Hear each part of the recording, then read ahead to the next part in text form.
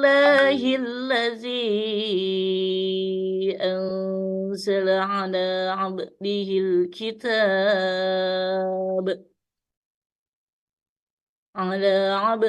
الكتاب ولم يجعل له عوجا قيما لينذر بأسا شديدا من لدنه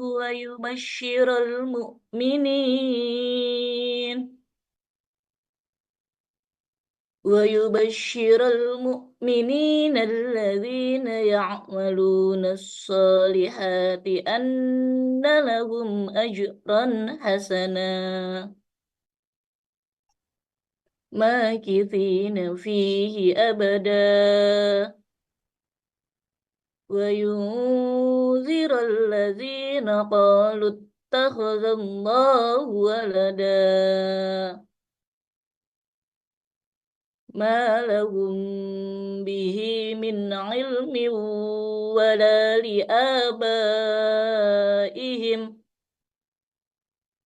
كبرت كلمة تخرج من أفواههم إن يقولون إلا كذبا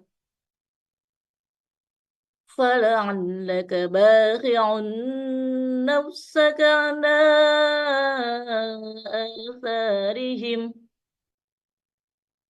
إن لم يؤمنوا بهذا الحديث أسفا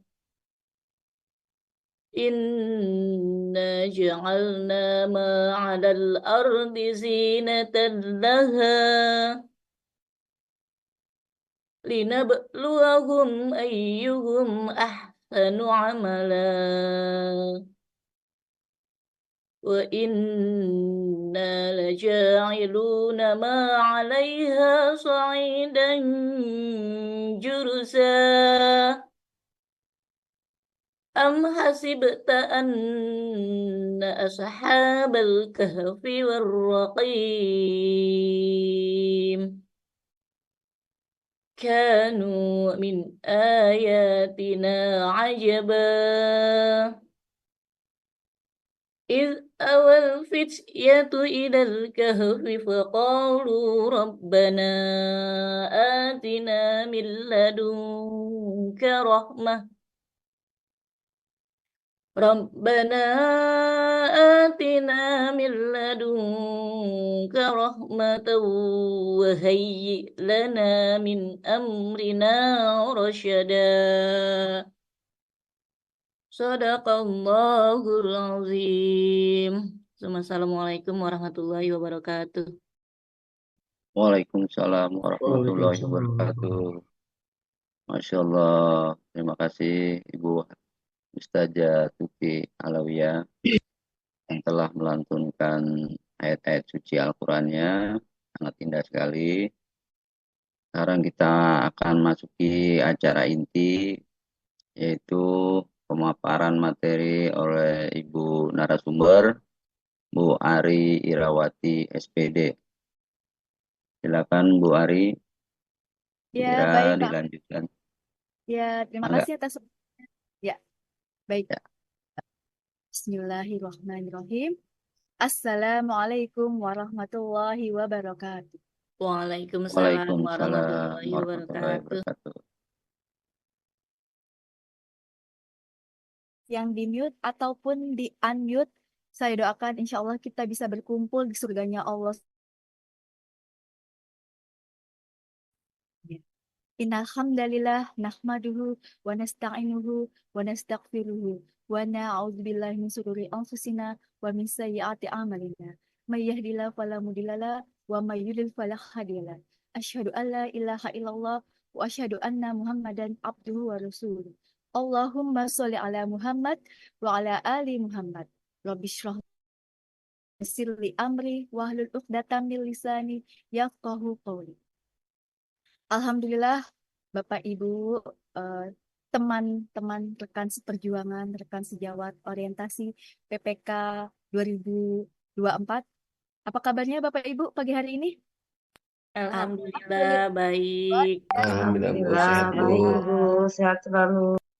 Orientasi PPK 2024 hebat. Ya, kepada yang terhormat Kepala BPSDM Jawa Barat, kepada yang terhormat Panitia Penyelenggara MOOC 2024, kepada yang terhormat Kepala BKPSDM Kabupaten Bekasi, serta Ketua Angkatan Orientasi PPK 2024 dan rekan sejawat teman seperjuangan saya Orientasi PPK 2024. Semangat pagi Bapak Ibu, salam sehat dan bahagia selalu ya. Alhamdulillah pagi hari ini kita bisa bermuajahah walaupun dalam jaring. Ya, salawat dan salam tak lupa kita curahkan kepada baginda Rasulullah Muhammad SAW dan juga eh, senantiasa kita doakan nih saudara kita di Palestina yang masih berjuang untuk merdeka dari cengkraman Zionis Israel. Ya, Bapak Ibu ya, kita di Indonesia alhamdulillah senantiasa bisa beraktivitas dengan normal seperti biasa dan tapi saudara kita jauh di sana luar biasa berjuang. Kita doakan selalu Bapak Ibu ya. Baik, Bapak Indra moderator bisa untuk buka PPT-nya sebelum. Oh, ada yang baik. Ya, baik Bapak Ibu. Ibu Sebelumnya, Yuyun, oh ya, dimohon ya maaf ya, Bu Ira ya. ya Ini nggak apa-apa Ibu Pak. Yuyun kayaknya lagi nge-share screen, Kayaknya itu Ibu pencet Yuyun kayaknya beliau. Bu mau Yuyun tolong background untuk bisa videonya. di off-kan untuk share screen-nya karena Bu narasumber akan menampilkan tampilan materinya. Ya, sudah ya. Lanjut Ya, Ibu. pasti. Iya, Bapak Ibu, mohon izinnya. Kami dari Angkatan 24 Kabupaten Bekasi, mohon izin berbagi kebaikan pada pagi hari ini dalam acara Morning Talk. Kita di sini sharing ya Bapak Ibu ya. Sebelumnya mungkin sedikit ada rules yang bisa kita terapkan bersama. Apa tuh class rules-nya? Yang pertama, yuk kita sama-sama open mind. Open mind kita buka pikiran kita untuk menerima sesuatu nggak hal baru juga sih, sesuatu hal yang tidak baru tetapi mungkin disampaikan oleh orang yang baru Bapak Ibu kenal. Dan juga yuk kita sama-sama open heart, apa yang disampaikan ada kebaikan, semoga bisa diterima. Dan open will, di sini ada kemauan. Semoga Bapak Ibu yang hadir di sini bukan karena paksaan, tapi karena ikhlas. Memang ini adalah sebuah apa ya, amanah tanggung jawab yang diberikan kepada kita sebagai peserta PPK 2020. Gitu ya Bapak Ibu ya. Izinkan kami dari Angkatan 24 ingin membahas sedikit berbagi tentang pencegahan dan penanganan tindakan perundungan bullying di lingkungan sekolah. Sebenarnya materi ini juga bukan hal yang baru, dan mungkin sejak kita sekolah, 30 tahun yang lalu, mungkin saya sejak SD juga sudah ada tuh ya yang namanya bullying, perundungan. Tapi belum tahu tuh nama istilahnya bahwa itu adalah bullying. Dan sebenarnya pun sejak lama, dahulu kala, sejak kapan nih bullying udah ada? Yaitu sejak zaman Nabi Adam. Zaman Nabi Adam, iya. Mungkin kita ingat kisah dari putra Nabi Adam alaihissalam, Habil dan Qabil, di mana ada perseteruan antara adik kakak, dan akhirnya terjadilah pertumpahan darah dan pembunuhan pertama di dunia.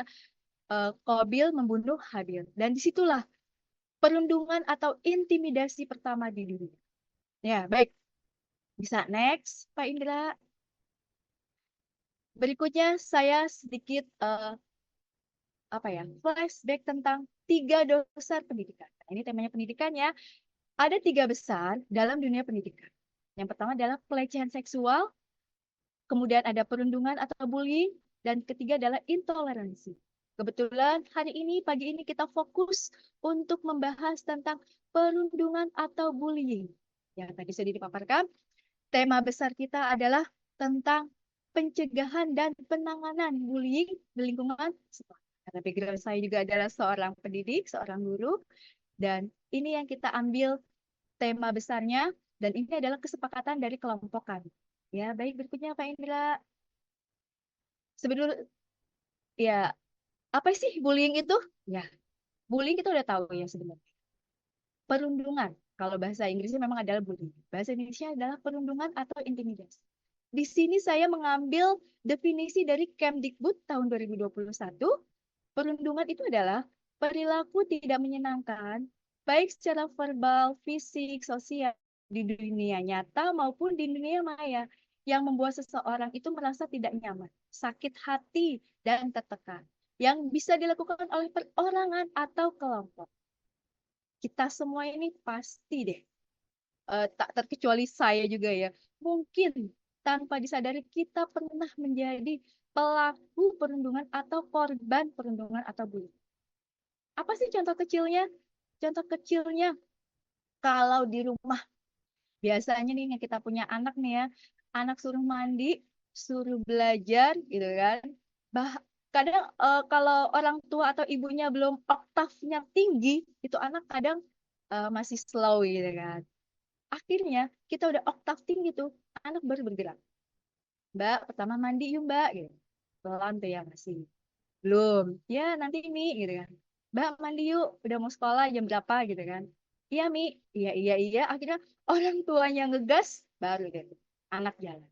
Nah, itu salah satu contoh kecil dengan berteriak meneriaki anak. Salah satu contoh intimidasi kepada anak. Ya, berikutnya yuk kita lihat yuk contohnya apa saja dari bullying itu. Bisa berikutnya. Nah, tapi tadi yang sudah saya paparkan, kalau dari menurut UNICEF, bullying itu sebenarnya identifikasi 3 ciri. Kalau hal tersebut dilakukan berulang-ulang dan menyakiti korban dengan sengaja, dan juga karena memang ada perbedaan kekuasaan, itu udah pasti bullying.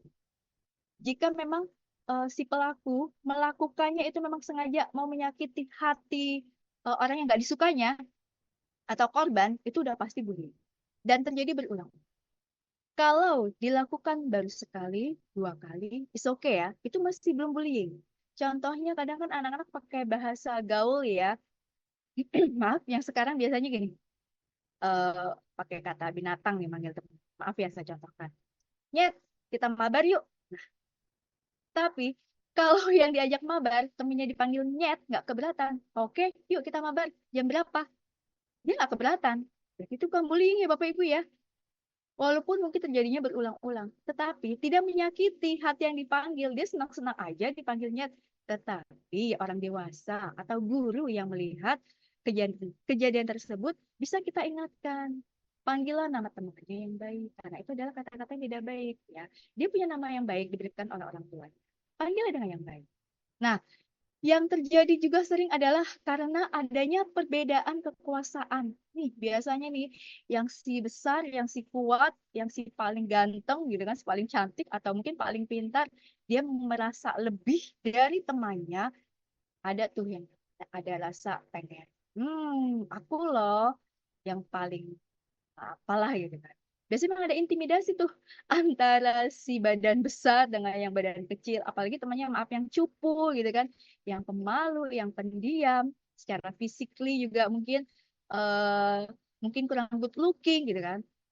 Itu kadang jadi bahan empuk tuh ya untuk temannya mengintimidasi. Atau terjadilah yang namanya perundungan. Nah, kalau dari gender, ini biasanya adalah laki-laki Bapak Ibu yang sering melakukan eh, maaf ya, kita nggak bicara gender, tapi memang ada contohnya nyata dan based on data memang laki-laki yang sering melakukan perundungan. Biasanya terhadap siapa? Terhadap yang lemah, terhadap wanita. Maaf, mungkin kalau dari orang dewasa, selain di lingkungan pendidikan ya, ada KDRT di dalam rumah tangga, ada tuh yang namanya intimidasi dari pihak suami kepada istri, itu gender laki-laki kepada perempuan. Walaupun ada juga kasus yang pihak perempuan mengintimidasi suami. Kalau dari status sosial, biasanya kepada yang si kaya, kepada yang maaf yang miskin, maaf yang kurang mampu gitu, miskin ya gitu kan, dari status sosial. Ya, ini menurut UNICEF. Sekarang kita lihat contohnya atau tipe-tipe bullying itu apa saja sih? Tadi dari Kemendikbud ada intimidasi secara verbal, fisik, dan sosial. Nah, sekarang ditambah nih. Yuk, next Pak Indra. Ditambah sekarang zamannya digital, ada juga yang namanya cyberbullying. Ini sedikit gambaran contoh bullying secara fisikal. Lihat ya, banyak sekali zaman now, ya Allah, mudah sekali juga kita akses melihat perlindungan intimidasi eh, apa namanya orang yang lebih power kuat gitu kan, mengintimidasi yang lebih lemah. Di sekolah, di kelas sebenarnya hal-hal yang remeh-temeh banyak terjadi, cuman kadang tidak disadari oleh. Di sini contoh bullying udah banyak saya tuliskan ya. Contoh tindakan bullying, ada mengejek, itu pasti ya, itu adalah bullying, berkata kasar, mencaci maki. Ini adalah termasuk tipe bullying secara verbal, secara ucapan. Memfitnah, mendorong, menendang, memukul, ini secara fisikal, menjambak, ini juga fisikal, mencakar, mencubit. Nah, ada juga nih, memeras atau memalak. Biasanya orang yang ini kalau ini karena dari status ekonomi ya, biasanya orang yang banyak, oh sebentar Bapak belum selesai. Ini nanti the people-nya. Sebentar Bapak kembali ke slide yang contoh-contoh tindakan bullying. Ya, mohon maaf ya Bapak Ibu ya. Contoh tindakan bullying yang tadi memeras, memalak. Ini biasanya nih minta uang jajan.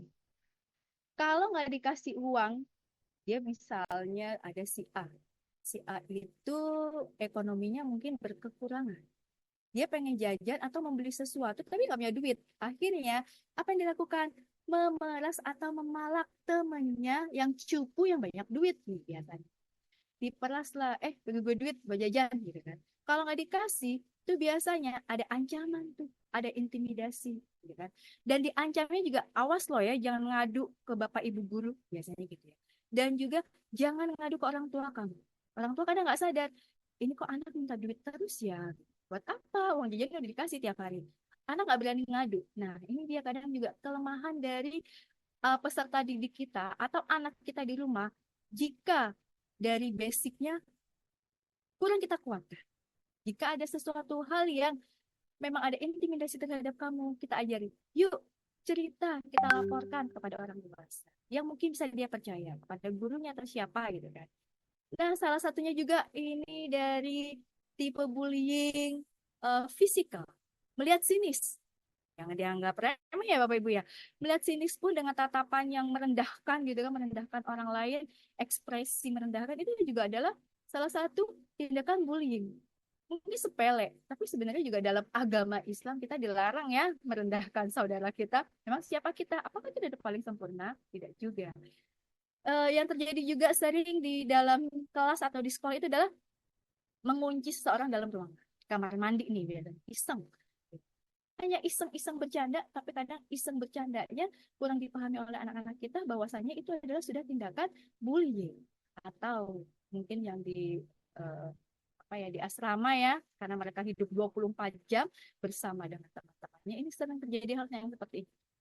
Menghancurkan barang milik orang lain sengaja atau tidak sengaja. Kadang juga sebenarnya sih nggak sengaja itu kadang mungkin juga emang pengen nyari-nyari masalah aja gitu kan dengan teman yang dia tidak suka. Menjulurkan lidah, apa ngelewain gitu bahasanya ya, meludahi juga itu adalah salah satu contoh tindakan dari bullying. Ya, baik. Berikutnya, dari tindakan bullying itu ada the people. Siapa saja sih perannya yang ada dalam siklus bullying itu? Bisa ada next slide, Pak Indra. The people. Aktornya siapa saja dalam kasus atau tindakan bullying? Yang pertama pasti ada pelaku itu sendiri atau the bully, pelakunya. Kan?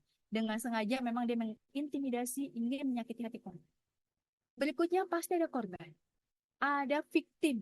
Siapa nih victimnya gitu kan? Biasanya tadi sudah sedikit saya singgung, orang yang memang kurang pede, yang agak mungkin maaf ABK anak berkebutuhan khusus, itu biasanya juga jadi sasaran empuk bagi orang yang memiliki power lebih di circle-nya gitu kan. Ini jadi sasaran eh, pelaku. Pelaku ini juga mungkin bisa saja kita tadi saya ucapkan bisa jadi pelaku. Mungkin juga sepele kadang nih sama temen. Body shaming nih biasanya nih. Kok tambah gendut sih sekarang? Gitu kan. Itu pertemuan pertama is okay gitu kan. Karena kita juga udah kenal dia biasa kayak gitu. Cuman pertemuan berikutnya dan berulang berapa kali. Ya Allah tambah gendut aja. Nah, itu pasti kan juga kita kayaknya, ih dia kok ini ya udah masuk ke ranah bullying gitu kan. Itu udah body shaming banget. Dan itu mungkin kalau memang kita merasa sakit hati bisa, kalau untuk orang dewasa bisa apa ya, kita komunikasikan bahwasanya aku nggak suka loh kamu ngatain aku gendut mulu gitu kan. Emang salah gitu kan. Dan juga sebagai kita orang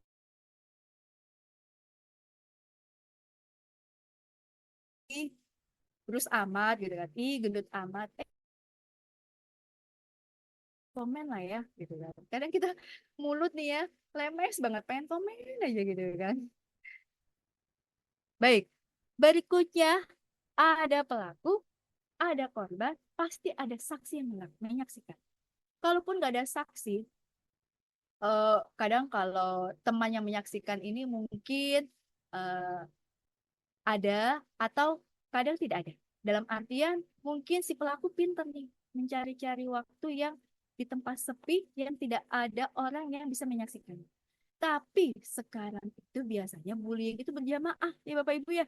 Kasus bullying itu biasanya beberapa orang atau beberapa orang teman itu yang mengintimidasi seseorang. Satu lawan tiga. Satu lawan dua lawan tiga. Bisa saja terjadi. Dan ini jika ada teman yang menyaksikan atau bystander, nah ini juga dalam siklus menjadi aktor dari kasus bullying. Jika dia tidak berani untuk speak up, untuk melaporkan kepada guru atau kepada orang tua atau kepada orang dewasa, dia juga bisa kena pasal nih, saksi yang menyaksikan, bystander.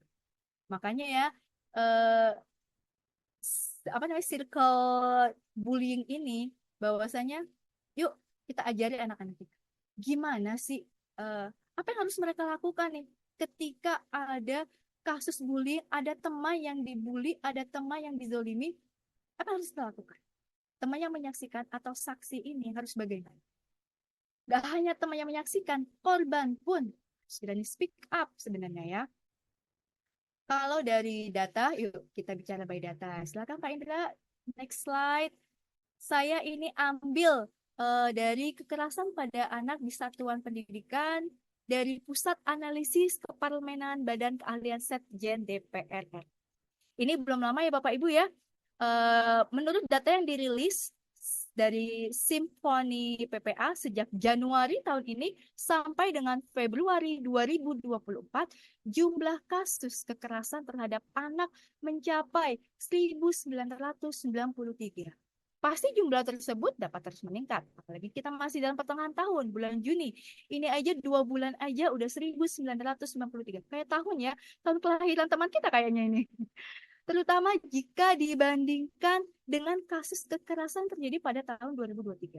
Tahun 2023 tercatat dari KPAI sendiri juga mencatat ada eh, ada kasus kekerasan terhadap anak dari KPAI itu mencatat sekitar 2.355. Itu baru sampai Januari sampai Agustus 2023. Nah, kasus pelanggaran terhadap perlindungan anak ini dari jumlah tersebut 8.601 kasus terjadi di lingkup satuan pendidikan. Dengan perincian anak sebagai korban, maksudnya gini, bentar. Anak korban psikis, seksual itu sebanyak 487 kasus. Yang tadi saya bilang dari awal ya, dosa terbesar dari lingkup pendidikan itu ada kekerasan seksual, perundungan, dan juga adalah intoleransi. Dari kekerasan seksual, 487 kasus. Korban kekerasan fisik atau psikis, 236 kasus. Ini juga termasuk kasus bullying ya, kekerasan fisik ya, atau psikis. Korban bullying 87 kasus. Dan ini, dari data ini, ada juga dilaporkan tahun 2023 itu ada 3.800 kasus. Dan memang separuhnya itu terjadi di lingkungan pendidikan. Insya Allah ya, ini PR besar kita sebagai, mungkin di sini banyak Bapak Ibu guru. Sebenarnya nggak hanya Bapak Ibu guru saja. Cuman karena ini lingkupnya dalam lingkup pendidikan, saya bicarakan Bapak Ibu guru. Bapak Ibu guru kadang tidak disadari atau tidak menyadari bahwasanya di sekitar kita itu banyak loh masih terjadi yang namanya kekerasan terhadap anak didik kita yang mungkin kita ketahui atau tidak ketahui. Dan ini yang dilaporkan ya Bapak. Belum lagi yang tidak dilaporkan. Banyak sekali. Ya, next Pak Indra, saya membacakan dari data KPAI, Komisi Perlindungan Anak Indonesia dan FSGI, Forum Serikat Guru Indonesia, tahun 2023. Di SD itu 30% Bapak Ibu kasus perundungan atau bullying. Dan di SMP, ini maaf ya, tidak nampak ini, 50% ini. 50% di SMP. Wow, paling besar nih di SMP ya. Dan di SMA 10%, SMK 10%, akhirnya saya akumulasikan menjadi 20%. Ini data dari KPAI dan Forum Serikat Guru Indonesia tahun 2023. Kenapa yang terjadi banyak di SMP 50%? Sekarang ada faktor bullying. Anak remaja, anak SMP lagi senang-senangnya nih, ingin pamer power gitu kan, sesama mereka. Bisa next slide Pak Indra. Dari faktor bullying psikologis. Nah, masa remaja merupakan fase peralihan dari anak-anak yang dari sekolah SD, levelnya SD, menuju dewasa, menuju ke sekolah menengah pertama.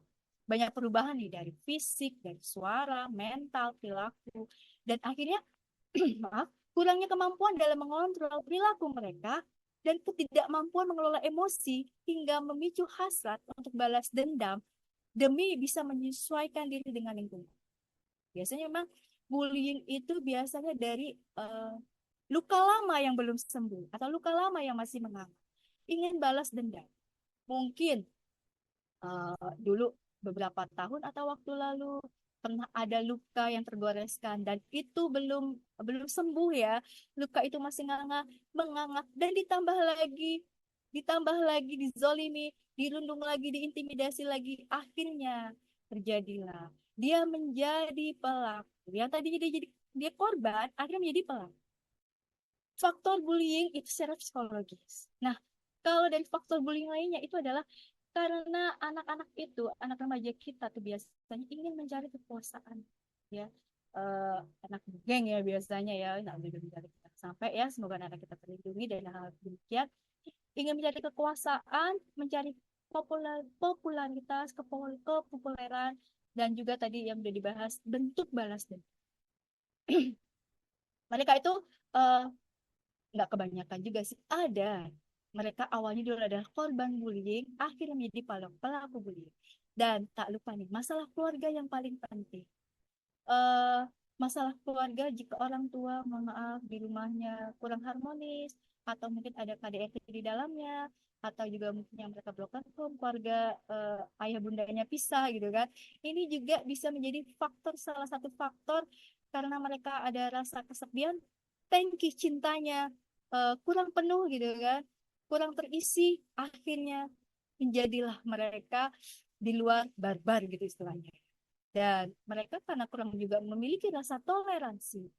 Nah, faktor berikut yang nggak juga kalah pentingnya, kebanyakan mereka di rumah anak baik, anak solih, rajin sholat, rajin ngaji gitu kan, patuh di rumah sama mama papanya gitu kan. Tapi kenapa bisa menjadi pelaku bullying? Ada salah satu faktor ikut-ikutan tren dengan teman. Makanya siapa teman anak kita itu juga bisa mempengaruhi dari psikologi mereka. Kita oke, di rumah udah baik ya. Kita mendidik dengan baik orang tua, kita mencontohkan teladan yang baik bagi anak-anak kita. Tapi kita nggak tahu dengan siapa mereka bermain, terutama di dunia maya. Dunia maya luar biasa ya Bapak Ibu ya. Makanya ini kita harus terjun di dunia online mereka. Kita masuk ikutlah di dalam platform mereka. Bahasa mereka itu luar biasa di dalam jaringan di online itu ya, yang biasa mabar. Wow, bahasa anak-anak mabar itu luar biasa. Dengan kata-kata binatang udah biasa ya.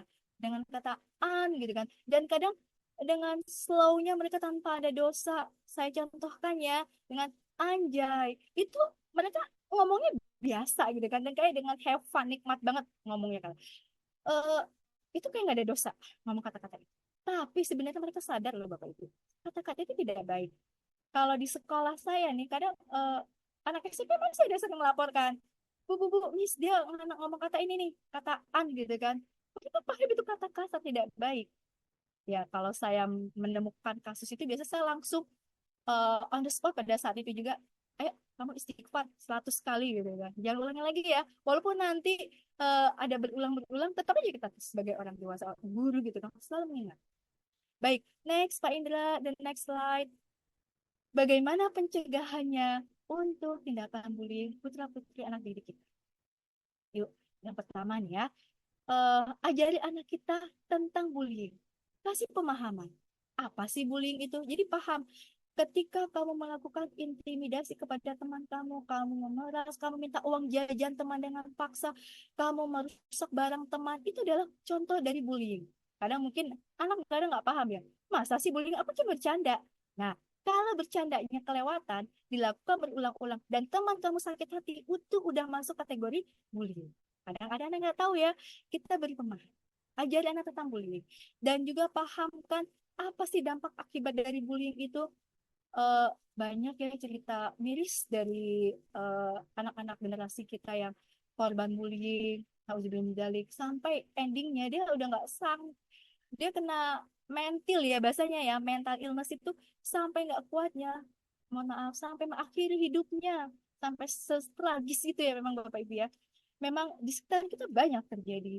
Bahkan juga ada mungkin beberapa waktu lalu kasus lompat dari lantai 3 dari gedung sekolahnya. eh alam ya, memang itu memang bunuh diri murni atau bagaimana. Tapi memang kasusnya katanya dia juga nggak, saking nggak tahan, nggak kuatnya, sering dibullying atau diintimidasi. Dan ini intimidasinya biasanya juga berjamaah, teman sekelas, coba bayangkan. Dari hal kecil, mungkin tanpa kita sadari juga, nyoraki teman, di kelas nih ya, dengan kata, gitu kan, gitu. Itu adalah salah satu juga dari contoh bullying jamaah dalam kelas, yang mungkin halus, tapi sebenarnya itu mengintimidasi hati anak didik kita terluka. Kita dengan anak buat komitmen yuk anti bullying. Udah tahu dampaknya, akibatnya apa, membuat teman kita stres. Kita komitmen dengan anak didik kita, dengan mungkin anak kita juga di rumah, fondasi di rumah nih. Kalau saya menguatkan dari rumah, komitmen yuk say no bullying antara adik kakak dengan saudara, yuk saling menyayangi, apapun itu ada perbedaan, yuk kita bisa saling toleransi. Yang kedua, membangun komunikasi yang intens dengan mereka, dengan anak kita.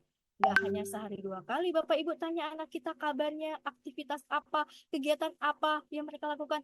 Dan juga yang paling penting adalah perasaan mereka setiap hari. Kalau saya sama anak saya terutama nomor 2 ya, karena yang nomor 2 itu istimewa dan luar biasa. Dan juga saya sedikit cerita, dia juga adalah korban dari bullying. Jadi saya lebih menanyakan kepada anak yang nomor 2 ini perasaannya, gitu kan. Bagaimana perasaan kamu hari ini? Karena juga dia agak pendiam, sedikit pemalu. Saya tidak melabeling, cuma memang faktanya seperti itu. Saya kadang untuk terapinya kepada anak yang kedua, selain ke psikiater, saya juga ke psikiater Bapak Ibu karena juga kasus bullying. Saya ini, yuk kamu aktif yuk ngobrol sama teman. Saya suka saya ngobrol di kelas, tapi ketika tidak belajar. Ya, tanyakan perasaannya, bagaimana perasaanmu hari ini, sama siapa kamu ngobrol gitu kan. Itu bangun komunikasi yang intens. Di sekolah gimana? Di sekolah kita bisa apa namanya, pantau teman-teman mereka. Ada salah satu siswa yang kita percaya, ini kita pilih nih sebagai namanya duta anti bullying. Kita pilih salah satu dari mereka, catat yuk kejadian setiap hari. Ada bukunya, bisa kita pantau. Mereka setiap pagi mengambil buku agenda harian, mungkin di meja kita, untuk mereka ambil. Catat kejadian hari itu, siapa yang berkata kasar, siapa yang mengintimidasi siapa, gitu kan. Ada kejadian apa pada hari itu. Itu kita bisa memantau. Wali kelas nih ya, aduh ribet amat. Iya, memang setiap itu. Jangan sampai kita kecolongan ya Bapak Ibu ya. Kalau ada kecolongan, menanganinya tuh luar biasa, ribet dan banyak korban yang tersakiti. Artinya nanti, jangan sampai kita sampai ke kepolisian yang akhirnya juga terekspos tuh sama media massa jadi gorengan empuk bagi mereka. Yang ketiga, bantu anak berakhlak baik. Tadi yang sudah saya sebutkan juga duta anti bullying salah satu. Penanaman akhlak yang baik karakter anak di kelas. Bapak Ibu biasanya kayak morning talk kayak gini ya, morning spirit, berikan yuk motivasi yang baik sama mereka setiap hari, nggak bosan-bosannya kita ingatkan. Memang kebaikan itu selalu kita ingatkan. Kadang aduh capek ya jadi guru, ya nggak capek juga kalau kita memang lillahi ta'ala ikhlas ya, dan itu juga adalah suatu bentuk ibadah bagi kita. eh Budaya pertemanan yang positif, cari teman yang baik, eh, teman yang apa ya, dengan kata-kata yang kasar, yuk mereka jadi teladan, yuk ingati temannya berkata kasar. Nanti dibilang soalim, biar soalim gitu kan, daripada memang terjadi apa perundungan di antara teman-teman mereka gitu kan. Pilih nih, bantu anak berakhlak baik, pilih langkah konkret kita sebagai guru di sekolah ya, duta anti bullying. Siapa yang kita pilih di kelas? Setiap kelas harus ada ya wakilnya untuk memantau, mengamati. Selain ketua kelas ya, karena ketua kelas juga udah banyak tugas yang lainnya. Ada duta yang memang dia bisa kita percaya dan memang akhlaknya baik, jadi teladan bagi teman-temannya. Duta anti bullying. Nah, kalau di SMP atau SMA bisa nih tim OSIS kita gerakan mereka menjadi duta anti bullying OSIS. Berikan contoh yang baik kepada teman-temannya dengan kata-kata yang lembut, yang baik, dengan sikap perilaku yang sopan santun terhadap teman gitu kan. Berikutnya yang keempat, membantu membangun kepercayaan diri. Pencegahannya bisa ini Bu, Bapak Ibu semuanya di rumah juga yang mungkin dari tenaga teknis atau dari yang lainnya yang selain guru, bisa kita bangun kepercayaan diri anak, kita tanamkan kepada mereka bahwasanya hak dan kewajiban anak di sekolah semua sama. Nggak ada dulu yang si kaya dia anaknya ketua PMG atau dia anaknya ketua komite, dia paling banyak menyumbang, dia akhirnya yang ngebosi atau dia paling wow di sekolah gitu kan. Nggak ada. Semua hak dan kewajibannya sama. Dan terhadap yang anak ABK pun, anak berkebutuhan khusus, mereka dapat perlakuan yang sama di sekolah. Dan kita tanamkan kepada mereka juga saling mendukung satu sama lain. Biasanya nih di hari Senin ya, ketika upacara, yuk Bapak Ibu guru, bangun kepercayaan diri anak. Dan juga ketika ada kasus bully yang kamu saksikan, harus berani speak up melaporkan apapun itu. Nanti kalau aku lapor, biasanya nanti aku yang kena diintimidasi. It's okay, kamu laporkan aja biar nanti guru atau orang dewasa yang menangani. Beri kepercayaan kepada mereka. Itu salah satu juga pencegahan, Bapak Ibu ya. Nah, yang terakhir, nggak terakhir juga, mungkin ada banyak hal yang lainnya mungkin yang nggak saya sebutkan di sini. Jadilah kita bagian dari pengalaman online mereka. Yuk, mulai sekarang biasakan diri kita dengan platform yang mereka gunakan. Ada IG, ada Instagram, WhatsApp pasti ya. Kalau saya di rumah itu biasa komitmen dengan anak, jangan ada pakai kunci password yang tidak kita ketahui. Harus kita tahu. Kita scroll tuh ya, percakapan mereka apa saja, atau IG Instagramnya kita spill dikit mereka nih hari ini buat status apa. Jika ada status yang kurang baik atau itu termasuk ke dalam intimidasi cyberbullying, kita ingatkan, hapus itu status itu. Anak murid, anak didik kita juga demikian. Dengan platform yang mereka gunakan, mereka biasanya nih zamannya memang digital ya, dan mau nggak mau Bapak Ibu kita harus terjun ke dunianya mereka. Setelah kita terjun ke dunia mereka, kita tarik mereka ke Maaf dunia kita. Ibu, Ya, izin Ibu, Bu Ira, ya, bisa baik, dipercepat untuk baik. Siap, pemaparannya makasih karena Bapak. Ya, durasi. baik. Agak. Berikutnya Pak Indra, ini dia ada kita tegaskan next slide. Ada kitab undang-undang hukum pidana KUHP. Ini untuk anak yang lebih dewasa ya, biasa SMP SMA nih eh, bagus nih mereka kita tekankan bahwasanya ada pasal 76C Undang-Undang 35 2014, setiap orang dilarang menempatkan, membiarkan, melakukan, menyuruh melakukan atau turut serta melakukan kekerasan terhadap anak. Jika melanggar, pelaku bisa dijerat pasal 80 Undang-Undang 35 tahun 2014 apa? Dipidana penjara paling lama 3 tahun 6 bulan atau juga bisa denda paling banyak 72 juta. Anak SD paling takut nih, di penjara ya kalau aku begini ya. Iya, gitu kan. Kita buat komitmen kepada mereka. Kita tegas sebagai eh, pemangku di satuan pendidikan kita. Baik, berikutnya next slide, Pak Indra. Mengatasi dan menangani bullying. Hmm. Ada apa ya? Ada step-stepnya. Yang pertama, penyampaian ya, waktu habis. Oke, baik-baik. Sebentar ya, Bapak. Penyampaian pengaduan, ada pelapor, korban, saksi, guru itu boleh silakan. Pengaduan diterima berikutnya, pengaduan diterima oleh tim pengaduan. Biasanya di guru BK ya, guru BK jika memang udah angkat tangan, baru bisa ke kepala sekolah. Awalnya mungkin juga dari wali kelas ke guru BK. Ada teknis pengaduan. Tim pengaduan menerima dan mengolah aduan disampaikan, mengidentifikasi kebutuhan korban. Jika memang ada perawatan luka serius, kita bawa ke rumah sakit. Dan juga yang pasti adalah dukungan psikologis harus kita berikan.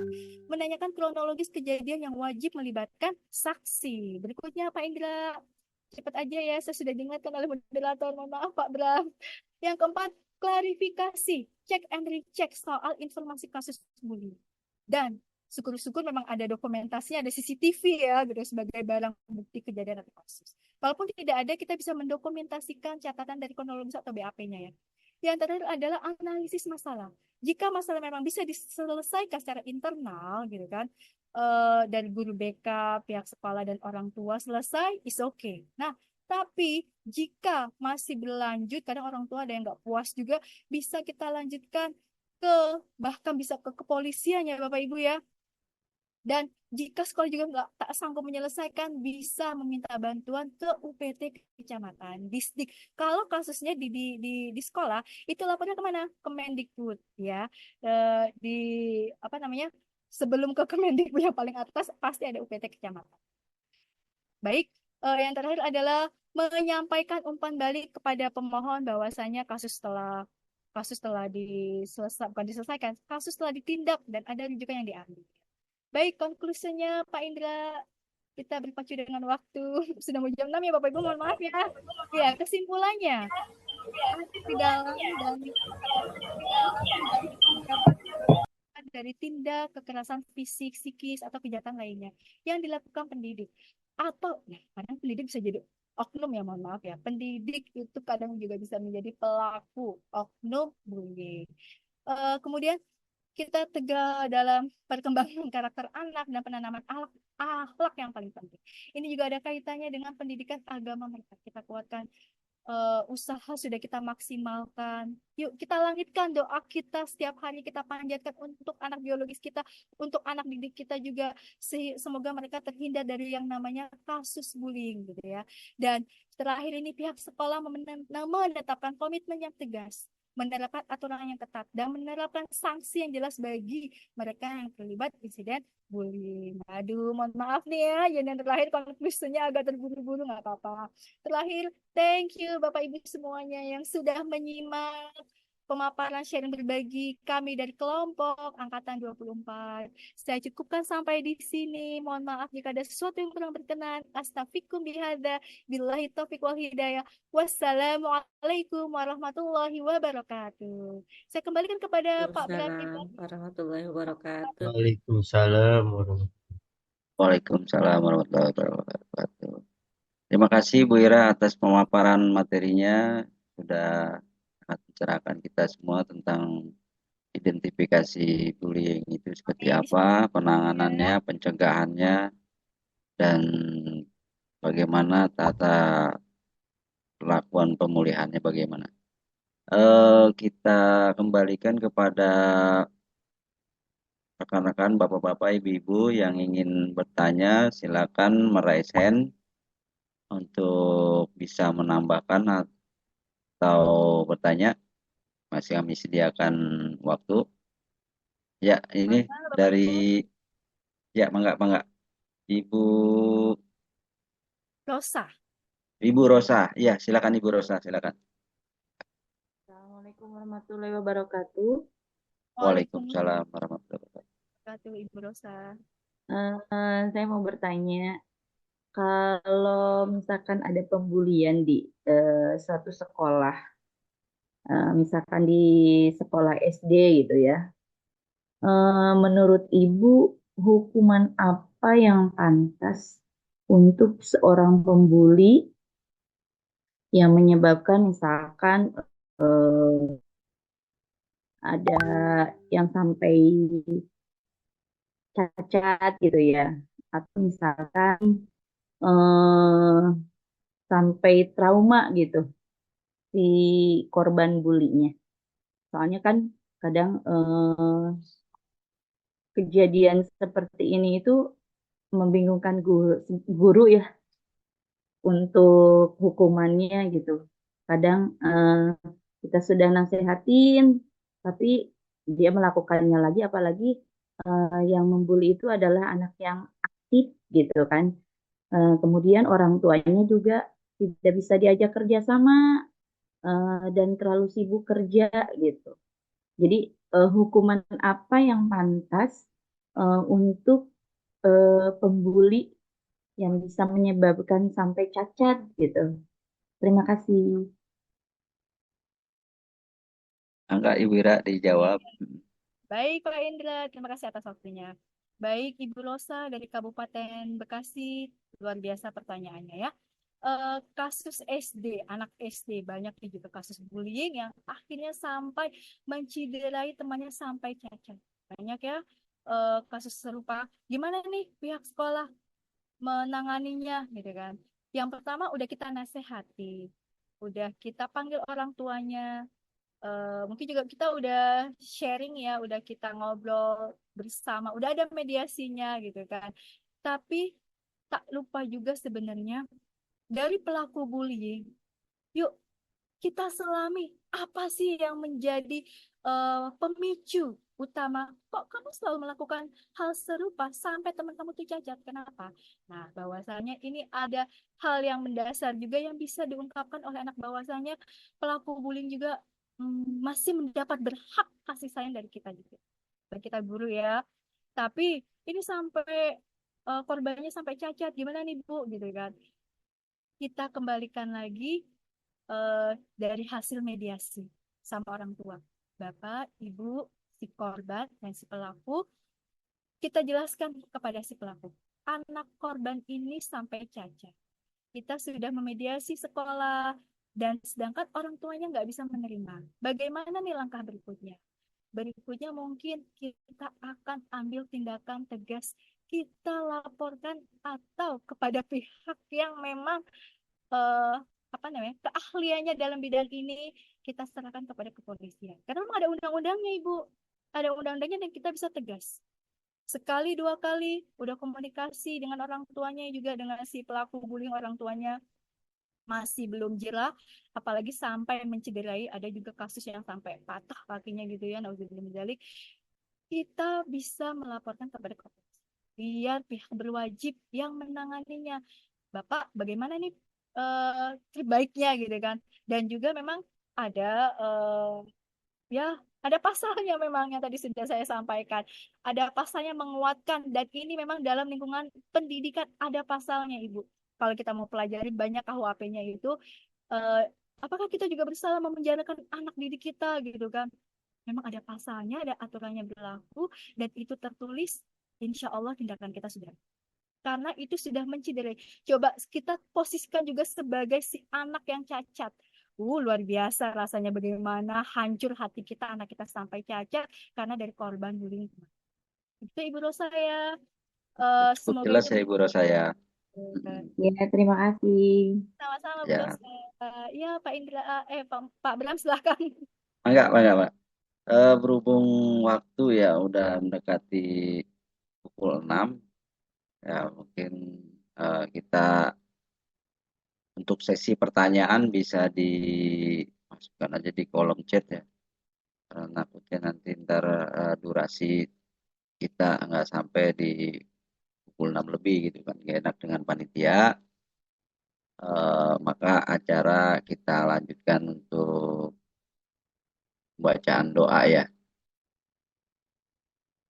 Enggak, untuk di pembacaan doa kita perkenankan kepada Bapak Yosa untuk bisa bantu untuk pembacaan doa.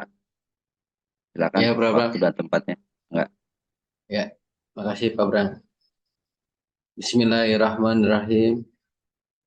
Allahumma sholli ala Sayyidina Muhammad wa ala ali Sayyidina Muhammad.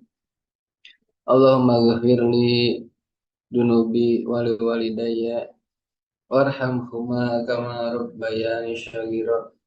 Allahumma ghafirli dunubi wali walidayya warhamhuma kama rabbayani shaghira. Allahumma ghafirli dunubi wali walidayya warhamhuma kama rabbayani shaghira. Allahumma ghafirli dunubi wali walidayya warhamhuma kama rabbayani shaghira. Allahumma salamatan fi mu'afiyatan fi ilmi wa barakatan fi wa tawbatan qabla salamu rahmatan indah. Allahumma hawil alaina fi syabbatal mu'afiyatan wa hisab. Rabbana la tuzigh qulubana idh hadaytana wa hab lana min ladunka rahmatan wahhab. Rabbana atina fid dunya hasanah wa fil akhirati hasanah wa qina adzabannar. Wa sallallahu ala sayyidina Muhammadin wa ala alihi wa sahbihi wa sallam walhamdulillahi rabbil alamin. Al-Fatihah. Rabbil alamin. Auzubillahi minasyaitonir Ya Pak, sekian dari saya Pak. Terima kasih Bapak Yosa yang telah membacakan doa.